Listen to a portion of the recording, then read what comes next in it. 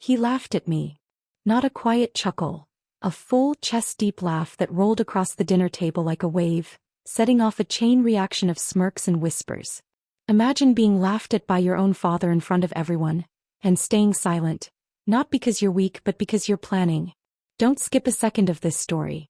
The sound cut through the clinking forks and low chatter. I froze with my hands around a warm cup of tea, watching my father throw his head back. His laugh was sharp, theatrical, the kind meant to humiliate, not amuse. 25 pairs of eyes turned toward me, waiting for my reaction. I didn't give them one. I lifted the cup slowly and took a calm sip. The tea had cooled, leaving a faint bitterness on my tongue. Inside, a part of me twisted. But my face remained steady, the same blank mask I'd perfected over the years of being talked over, dismissed, or brushed aside at the same table. It was a Friday evening in late October, one of those chilly nights when the air carries the scent of dried leaves and roasted meat. The dining room glowed under the amber light of my father's favorite chandelier. The long table was set like a magazine spread, polished silverware, linen napkins folded like swans, wine glasses catching the light. It was his arena. He loved performing here with his children seated neatly around him like an audience. He'd just asked me about my little business idea, his tone playful as if humoring a child. I told him with quiet pride about the prototype I'd been working on. Something small, something I believed in. I hadn't even finished the sentence when he started laughing. "Your business," he said, wiping the corner of his eye as if I'd just told the best joke of the night. "That's cute." Laughter rippled down the table. My cousin Mark snorted into his glass. Aunt Lydia covered her mouth but couldn't hide the smile. My brother smirked, glancing at his fiancée. Even my own daughter, sitting near the end, looked down at her plate to avoid the tension. I placed the cup down carefully, aligning it with the edge of my plate. "It's not a joke," I said softly. He leaned forward, resting his elbows on the table, eyes locked on me like a teacher scolding a slow student. "Sweetheart, it's not about jokes. It's about reality. And reality is, some people are meant to dream. Others are meant to pay the bills." His words landed like small stones against my chest. I'd heard versions of this all my life. The phrasing changed, but the meaning was always the same. You're not one of the important ones. I caught my breath and let a small, almost imperceptible smile touch my lips. He didn't notice, or maybe he thought it was nervousness. But I knew something he didn't. Tucked inside my purse beneath my reading glasses case was a small envelope. Inside that envelope was a signed letter. The first partnership agreement for my brand. It wasn't everything. But it was something. "Reality changes," I said. My father chuckled again, softer this time. "Well, when it does, make sure to send me a postcard." He raised his glass and a few others followed. A toast to my failure wrapped in politeness. I scanned the table slowly. It was like seeing the scene for the first time, even though I'd sat here for decades. My brother sat at the far end, basking in my father's approval like a well-kept heir. My cousins clung to his every word. My sister-in-law whispered into her friend's ear, glancing my way with pity disguised as kindness. I noticed details I'd usually overlook. The flickering candle near my plate that kept sputtering as if struggling for air. The way the clock above the kitchen door ticked a beat too loudly, making the silence between laughs feel longer. The faint smell of garlic and burned bread drifting in from the oven. Something was slightly off in the perfect picture. He started sharing a story then. Some old anecdote about when I tried to open a shop back in the 80s. And how it ended in disaster. Except this time he exaggerated, twisting the memory into something ridiculous. I'd been 21, naive and determined. He told me I'd fail then too. And when I did, he never let me forget it. Now he retold it like a comedy routine. "They had, what was it?" he said, pretending to think. "Oh yes. Flyers that didn't even have the address on them. Imagine running a business and no one can find you. Classic." The table roared. My cheeks warmed, but not from shame, from control. I'd learned to sit through his performances. But this time was different. Something in me shifted, almost quietly, like a hinge turning. My daughter finally looked up from her plate. Our eyes met briefly. She didn't smile, but there was a flicker of something, discomfort maybe. A hint that she saw it too. "I guess some people just don't have the head for these things," my father concluded, leaning back in his chair with satisfaction. I folded my napkin neatly in my lap and asked, "May I be excused?" He raised an eyebrow. Already? Yes, I said. I have work to do. It wasn't dramatic. No yelling. No storming off. Just a calm statement that hung in the air a second too long. A few guests exchanged puzzled looks. My father waved his hand dismissively. Of course, dear. Go dream your little dream. I stood up slowly, letting the chair scrape against the floor, just enough to cut through the laughter. I felt every eye follow me as I walked past the table through the warm light and into the cooler hallway. But before I turned the corner, I paused. I turned back to him. He was mid-sip of wine, still wearing that self-satisfied grin. For the first time that night, I let the mask slip just enough. My expression didn't show anger but certainty, the kind that unsettles people without them knowing why. His smile faltered for the briefest second. "Good night," I said. And then I walked away. The hallway was dimmer, quieter. The laughter continued behind me, but it sounded different now, distant, hollow, like echoes in a tunnel. I reached into my purse and touched the envelope. My fingers ran over the edges of the letter inside. Crisp, real mine. I slipped into the small back room near the kitchen, the one with the creaky light bulb that flickered when you turned it on. This was where I'd kept old boxes, sewing supplies, and now my quiet beginnings. I pulled out a folded notepad from a drawer and wrote a single line at the top of the page. "Remember this night." I underlined it twice. As I set the notepad down, I heard faint footsteps. My brother appeared in the doorway, leaning casually against the frame. "Why do you always take things so seriously?" he asked with a half-smile. I looked up at him. "Because one of us has to." He shrugged, amused, then disappeared back toward the noise. I turned the light off, letting the room fall into darkness. My heart wasn't racing. It was steady. Like a clock that had just started ticking with a new rhythm. He laughed first. That was his mistake. As I stood in the hallway that night, purse on my shoulder, his laughter still echoing faintly behind me, something inside me settled into place. Not with noise. Not with rage. With clarity. I didn't slam the door when I left. I didn't rush. I walked out of the house slowly, letting the crisp October air wash over my face like cold water. The night smelled faintly of wood smoke from a neighbor's chimney. The porch light cast a soft yellow circle on the steps. For years, this house had been the stage for his voice. Tonight, for the first time, it felt like the curtain had lifted and I could finally see the ropes and pulleys holding his performance together. I drove home in silence. No radio. Just the hum of the tires on the empty road. Streetlights stretched shadows across the pavement. I replayed the dinner in my mind, not to wallow but to memorize every look, every laugh, every word. That night wasn't a wound. It was evidence. When I reached my small house, I didn't go straight to bed. I turned on the kitchen light, the soft one above the sink, and placed my purse on the table.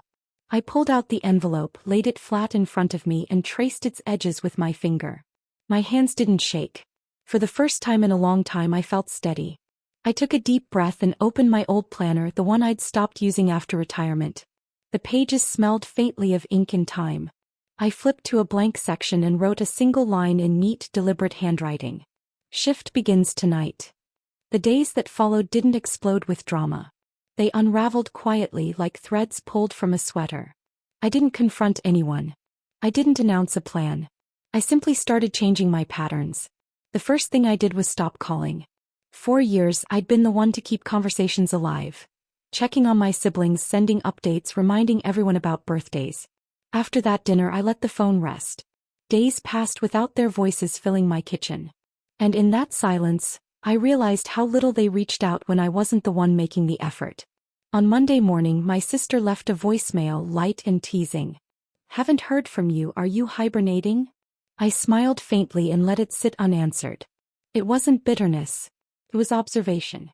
I started spending my evenings at the small wooden desk in the corner of my living room. It wasn't much, just an old lamp, my laptop, and a stack of notebooks. But under that pool of warm light, something shifted. I mapped out product ideas, supplier lists, a modest online launch plan. I didn't have fancy tools, just discipline. And discipline was something I had in abundance. Every click of the keyboard at night felt like a quiet rebuttal to his laugh. On Wednesday, I went to the post office to mail the signed partnership letter. It was early morning, the kind of damp fall day where the air clings to your sweater. The postal clerk, a woman about my age, gave me a polite smile as she scanned the envelope. "Exciting day?" she asked. I met her eyes and said, "More than you know." As I walked back to my car holding the receipt tightly, I felt a strange sensation. Not adrenaline but momentum. It wasn't loud, but it was powerful, like a current pulling me forward. The quiet withdrawal didn't go unnoticed. By the end of the week, my brother called. "You've been distant," he said. His tone was casual, but I could hear the slight edge of curiosity. "I've been busy," I replied. "With what?" "Just things I should have been doing all along." He laughed lightly. "All right, mystery woman. Don't forget to help with the engagement invitations this weekend." "I won't," I said, though we both knew my mind was elsewhere. I started changing my morning routine too. Instead of lingering over the news or calling relatives, I went for short walks around the neighborhood. The chill in the air sharpened my thoughts. I began making lists in my head as I walked. People to contact, skills to brush up on, small expenses I could trim. It wasn't glamorous, but it was mine. One morning I passed the old bakery that had been struggling for years. A for lease sign was in the window. I stopped for a moment, staring at it through the glass. The shelves were empty, but I imagined what could fill them. I didn't make any decisions that day, but the seed was planted. By the second week, subtle cracks began appearing in the family dynamic. At Sunday lunch, my father noticed my silence. Usually, I'd be the one refilling glasses, starting conversations, keeping the atmosphere light. This time I sat back, listening. "Everything all right with you?" he asked across the table. His tone carried mild suspicion. "Just fine," I replied, cutting a small piece of roast on my plate. My brother chimed in. "You've been awfully quiet lately." "That's not like you." I looked at him and said calmly, "Maybe it should have been like me all along." The table fell into a brief silence. My father gave a dismissive shrug and turned the conversation back to the engagement. But I saw it, the flicker of unease in his eyes. He wasn't used to me being unreadable. Small wins started to stack quietly. I received an email from a supplier confirming my first small shipment. Late one night, I posted a simple test listing online, just to see what would happen. By morning, someone had placed an order. I stared at the notification on my screen for a long moment, the glow of the laptop lighting up the dark room. It was a tiny number, but it wasn't about money. It was proof. Proof that reality could bend, just like I'd told him. I marked the date in my planner with a small star. Around that time, my father started calling more often. At first, it was subtle, just checking in. Then it became sharper. "Why didn't you answer your sister? Why haven't you been at the house?" I responded politely but vaguely. Each vague answer made him a little more unsettled. One evening he said, "You're acting different." "I am different," I replied. There was a pause. "Is this about that dinner?" "No," I said simply. "It's about me." He sighed, the kind of sigh that's half frustration, half disbelief. "Don't get carried away with your projects." I smiled to myself after hanging up. He still thought it was a phase. Good. Midway through that month, my brother made a big announcement at lunch. He and his fiancée had set a date for their engagement celebration. My father practically glowed with pride, outlining his grand plans. A catered event, family flying in, photographers. It was going to be the social highlight of the season, at least in his mind. I sat quietly, hands folded in my lap, listening. As they planned the menu and decorations, my mind ticked like a metronome. Dates. Deadlines. Opportunities. I wasn't planning revenge. Not yet. I was building something stronger. A foundation. As the conversation swirled around me, my father glanced over. "You'll help with the logistics, of course," he said, as if it were already decided. "Of course," I replied with a polite nod. He smiled, satisfied, turning back to the others. He didn't notice the faint smile tugging at the corner of my mouth. Not amusement, not defiance. Strategy. Late that night, alone at my desk, I laid out my calendar beside the laptop. The engagement date was circled in red. Above it, in smaller letters, I wrote 2 words. Launch window. The quiet shift had begun. And no one in that house had the faintest idea what was coming.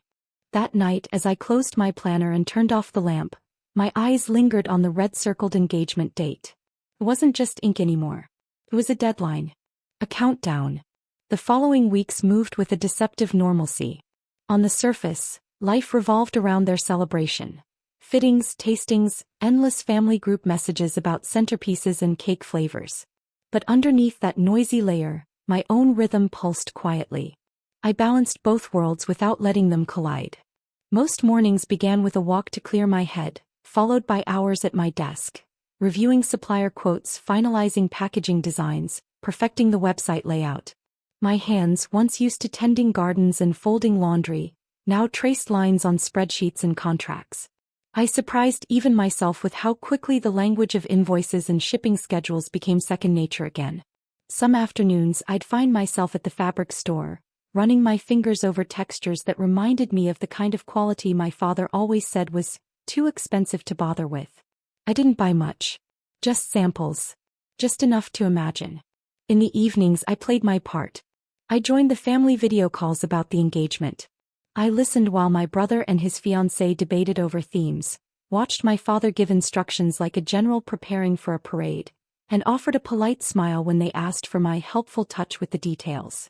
They didn't realize that while they discussed flower arrangements, I was silently finalizing the last step of my business registration.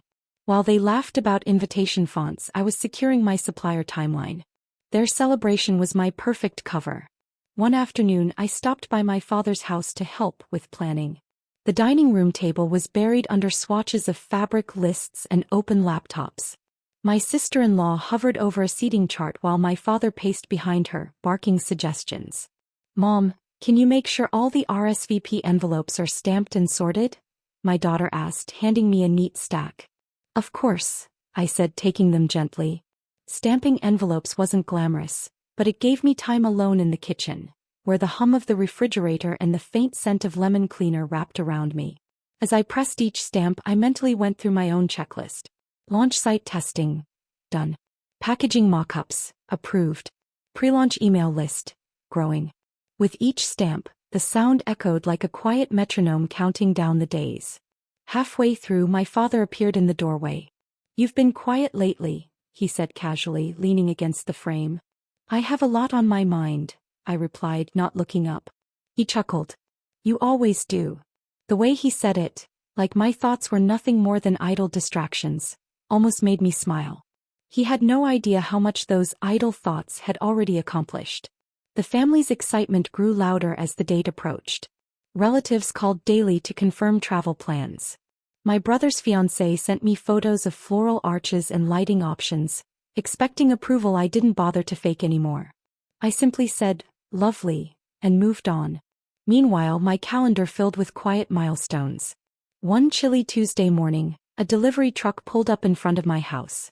The driver unloaded 3 brown boxes, my first shipment of finalized products. My hands trembled slightly as I signed for them, not from fear, but from the weight of what they represented. I carried them inside one by one, the cardboard cool against my arms. When I opened the first box, the smell of fresh materials filled the air, clean, crisp, like possibility itself. Each item sat neatly wrapped, exactly as I had envisioned months earlier. I lined them up on my dining table. The same table where, years before, I'd sat listening to my father tell me why dreams were impractical. Now the table held evidence that I had quietly built something real while no one was watching. I stood there for a long moment, just looking. Not gloating. Just absorbing. Around this time I had a small encounter that would stick with me. I'd gone to the print shop to pick up promotional inserts. Simple, elegant cards announcing the upcoming brand launch. As I waited at the counter, a woman a few years younger than me struck up a conversation. "Starting something new?" she asked, eyeing the stack. "Yes," I replied. "Something I've been working toward quietly." She smiled. "Good for you. Most people talk for years and never start. Quiet work is the loudest in the end." Her words hit me unexpectedly. I tucked them away like a folded note in my pocket. Family preparations, meanwhile, had reached fever pitch. A week before the engagement, my father held a final planning dinner at his house. The long table was cluttered with plans, wine glasses, and his booming voice. "We're going to make this the event of the year," he declared, thumping the table for emphasis. My brother grinned. "I just hope everything goes smoothly." I sat at the corner, sipping tea, nodding when expected. Halfway through, my father turned to me. "You'll be handling the guest welcome, right? You always have a way of making things run smoothly." "Yes," I said calmly. Perfect. Let him assign me quiet, invisible roles. That was exactly what I needed. As they argued over menu options, my gaze drifted to the calendar pinned on the wall. The engagement date stared back at me. I counted the days silently. The nights leading up to the celebration were a blur of quiet intensity. After dinner, I'd clear my own table and spread out my laptop, notebooks, and product samples. I refined my launch strategy like a conductor perfecting a symphony, every email scheduled, every image edited, every listing checked and rechecked. I worked with a strange calm. There was no frantic energy, no rushed panic. Just focus. Every late night was another thread woven into the tapestry I'd kept hidden. Sometimes I'd catch my reflection in the dark kitchen window, the faint glow of the screen lighting my face, my hands moving steadily. I looked older, yes, but also sharper. I hadn't felt this alive in years. 2 days before the engagement, I received an email that made my breath catch. The partnership I'd secured weeks earlier confirmed they were featuring my launch in their newsletter, going out the same morning as the engagement day. Thousands of subscribers. My quiet project was about to step into the light. I closed the laptop slowly and placed my hands on the table. The wood felt warm from the lamp. A smile crept across my face, not wide, not giddy, just firm. The countdown wasn't theoretical anymore. It was real. The day before the engagement, my brother's fiancée asked if I could come early to help decorate. I agreed. As we strung lights and arranged flowers, she chatted about the guest list and her dress alterations. I listened politely, my hands steady as I tied ribbons. "You've been so calm lately," she said suddenly. "With all this stress, I expected you to be more involved." I glanced at her. "Sometimes calm is a choice," I said. She laughed lightly, not understanding. That night, I stood by my window looking out at the quiet street. The house was dark except for the lamp over my desk. My calendar lay open, the red circle bold and certain. Everything was in place. Their celebration was about to begin. My countdown was nearly complete. And they still didn't see it coming. I woke before dawn on the day of the engagement. The house was dark and silent, the kind of silence that hangs heavy before a storm. I sat up slowly, letting the chill of the early morning settle on my skin. For a moment I just listened, to the creak of the floorboards, to the distant hum of the refrigerator, to my own heartbeat. The red circle on the calendar wasn't just a date anymore. It was today. I made a cup of tea and stood by the kitchen window as the sky shifted from black to pale gray. My hands wrapped around the mug, drawing warmth into my fingers. This was the hour I had chosen. The quiet hour before phones buzzed and voices filled the air, before the house filled with engagement chatter. I opened my laptop. One click. Then another. The pre-scheduled launch sequence appeared on my screen, all lined up like dominoes ready to fall. I hovered over the final confirmation button. It wasn't nerves I felt, it was focus. All the months of silence, the nights at my desk, the careful planning, they led here. I pressed launch. The screen flickered. A soft ping echoed through the kitchen as the first confirmation email came in. Then another. And another. It had begun. By the time the sun rose fully, my inbox was alive. Orders. Messages. Congratulations from partners. The partnership newsletter had gone out at exactly 7 a.m. Thousands of inboxes carried my brand's name that morning. I showered and dressed methodically. Soft blue blouse, pressed slacks, minimal jewelry. Nothing flashy. I wanted to blend in, to look like someone preparing for her brother's engagement, not someone quietly setting off a ripple through an entire network. As I packed a small clutch, I slid my phone inside, its screen already lighting up with notifications. For the first time in years, I ignored every family group message. I had bigger things to monitor. By 9 a.m. I arrived at the engagement venue. My brother's fiancée greeted me at the door, flustered and excited. "You're early," she said breathlessly. "I wanted to help," I replied with a calm smile. The house buzzed with activity. Florists moved in and out with buckets of roses. Caterers arranged trays in the kitchen. My father barked instructions from the living room, his voice carrying like a command post. He looked proud, in control, exactly how he liked it. I slipped into the role they'd assigned me, greeting guests, adjusting decor, smoothing wrinkles from tablecloths. It was the perfect disguise. But beneath that surface, I checked my phone every few minutes. By mid-morning, my website traffic graph looked like a steep climb up a mountain. Social media tags began appearing. Someone had posted a photo of my product on their story and it was spreading. I set the phone face down on the table and took a slow breath. I didn't want to look giddy. This wasn't about gloating. This was about control. At 11 a.m. the first wave of guests arrived. I greeted them warmly as I always did. Hugs, polite conversation, gentle laughter. But something shifted subtly as more people came in. I noticed two of my cousins whispering to each other while scrolling through their phones. A neighbor approached me with a curious smile. "I didn't know you were doing this," she said, tilting her phone toward me. My homepage shone on the screen. I smiled softly. "It's been in the works for a while." She beamed. "It's wonderful. You must be so proud." I didn't look toward my father, but I could feel his presence somewhere in the room, unaware for now. By noon, whispers grew.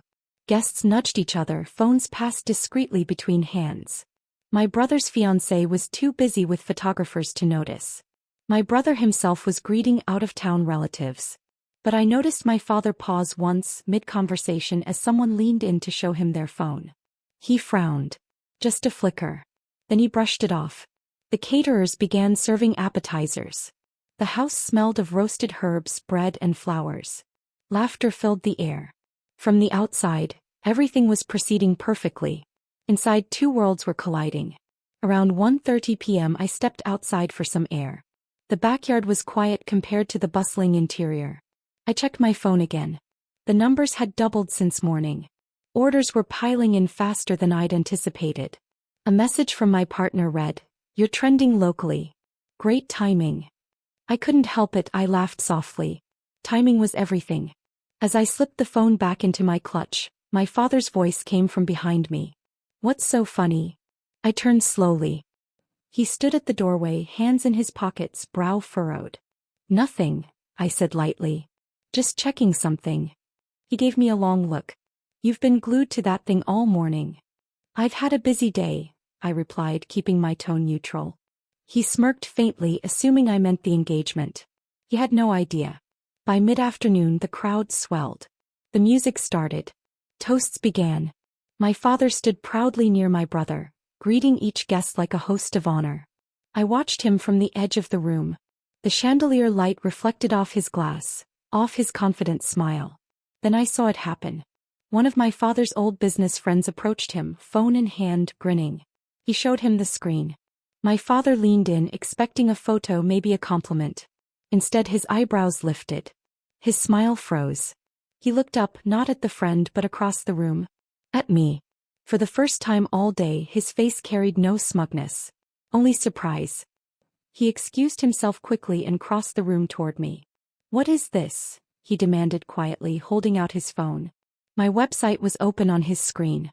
Headlines from the partnership newsletter scrolled underneath. I met his gaze evenly. "It's something I've been building." "You launched this today?" "Yes."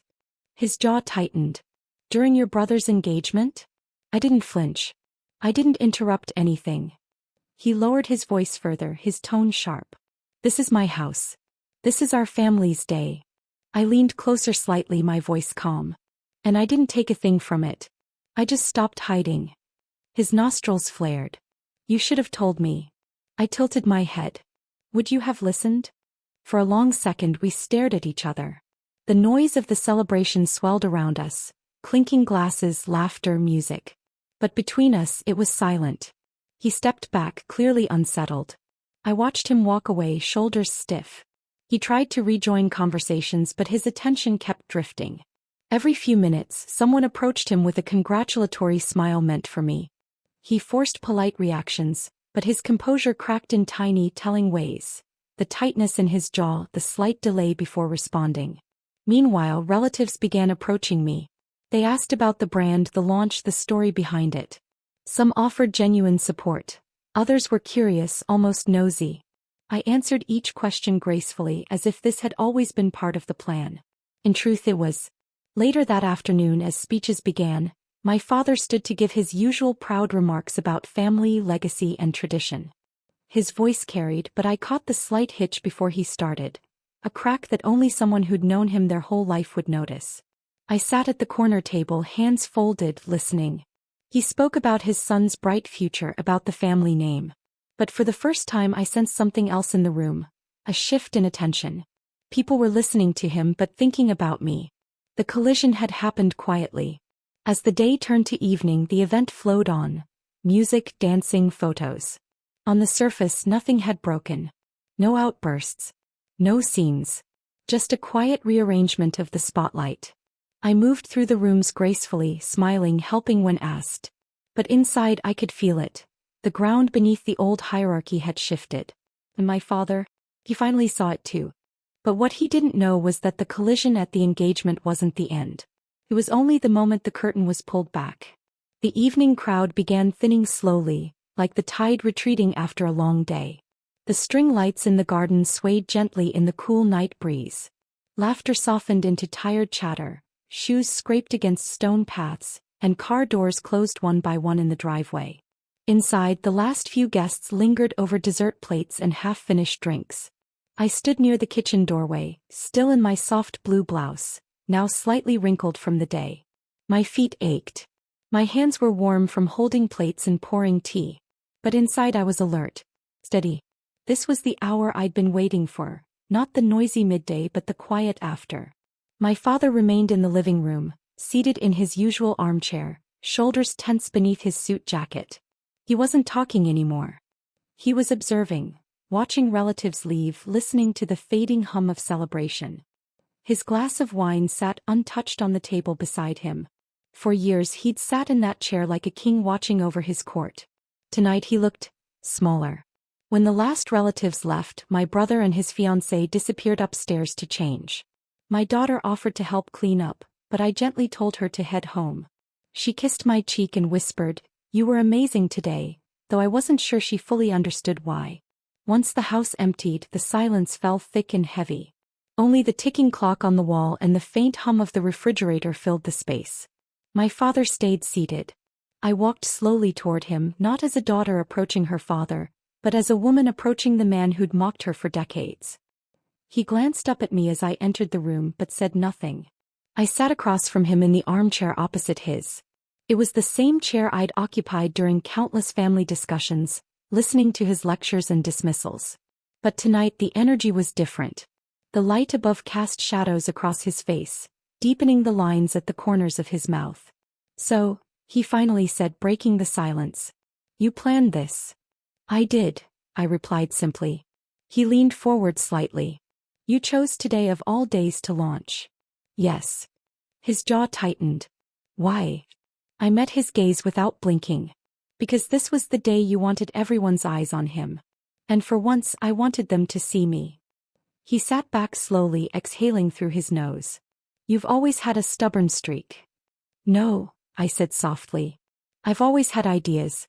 You just never listen long enough to hear them." He picked up his phone and scrolled through it again as if trying to make sense of what had happened. My brand's name was everywhere. In newsletters, on social posts, in messages from guests. It was undeniable now. "You could have told me," he said finally, his voice quieter. "I did," I said. Over and over again. "You laughed." The words hung in the air. His eyes flicked toward me, not defiant, not furious. Uncomfortable. For decades he had controlled every narrative. He had spoken and I had stayed quiet. Tonight the roles reversed. I reached into my clutch and pulled out a single folded sheet of paper. Not a dramatic reveal, just a quiet, deliberate gesture. I placed it on the coffee table between us. He frowned, unfolding it. His eyes scanned the lines. The official ownership registration of my business, the partnership agreement, the press coverage summary. His name wasn't on any of it. "It's all mine," I said. "Every inch. Every decision. Every late night. I didn't need your permission. I didn't even need your applause." He folded the paper slowly, carefully, like he wasn't quite ready to hand it back.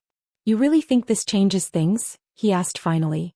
I tilted my head slightly. "It already has." He stared at me.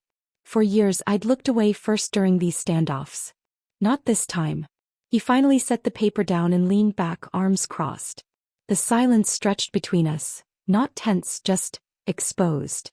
The door opened suddenly as my brother came down the stairs. jacket slung over his shoulder, face flushed from the long day. "Dad, we're heading out.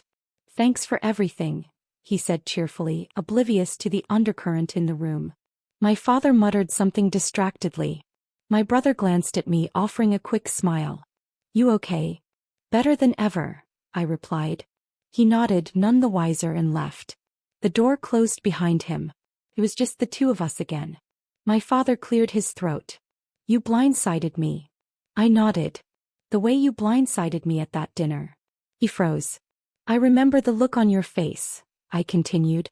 "The way everyone laughed because you led them to." I didn't argue then. I built quietly. I waited. And I chose the perfect day to stop letting you define my worth. He didn't respond immediately. His hands rested on his knees, fingers tightening slightly. For a moment he looked like he might argue. But then he didn't. Instead he looked down. It wasn't defeat, not entirely. It was recognition. I stood slowly, smoothing the front of my blouse. The ache in my feet reminded me that I'd been on them all day, but I felt lighter than I had in years. "I'm not asking for your approval," I said. "I stopped needing that a long time ago." He didn't stop me as I walked toward the door. But just as my hand reached the knob, he spoke again, not with authority this time, but with something almost unfamiliar in his voice. "You surprised me." I paused. I didn't turn around. Good. Then I opened the door and stepped into the cool night air. The sky was clear, the moon bright. The street was quiet except for a distant car passing. I stood on the porch for a moment, breathing deeply. The scent of roses and leftover food lingered faintly. My phone buzzed again, another order notification. Then another. I smiled. For years I'd walked out of this house feeling small. Tonight I walked out taller. Over the next few weeks, things shifted slowly but unmistakably. My father didn't talk about that night, but his calls became less condescending. The family group chats changed subtly. Cousins asked me for advice, not him. At gatherings, guests approached me to talk about the business. His proud speeches grew shorter. My presence filled spaces where before I'd been a background figure. The house didn't change, but I had. One quiet Sunday afternoon he came by my home unannounced. I found him standing on my porch holding a box of pastries. It wasn't his usual grand entrance. He looked uncertain. "I thought we could have tea," he said awkwardly. We sat at my small kitchen table, the one where this all began. He glanced around at the shipping boxes stacked neatly against the wall, the framed article about my launch on the counter. He didn't comment. Halfway through tea he said, "You really did it." "Yes," I replied. A long silence followed, not uncomfortable but real. When he left, he paused at the door. "I underestimated you," he said quietly. I met his eyes. "Yes, you did." He nodded once and walked away. I closed the door gently behind him. The house was quiet again but not empty. I walked over to my desk where my planner still lay open. The original line I'd written months ago, "Shift begins tonight," stared back at me. I took a pen and wrote a new line beneath it, slow and deliberate. His laughter ended. I underlined it once.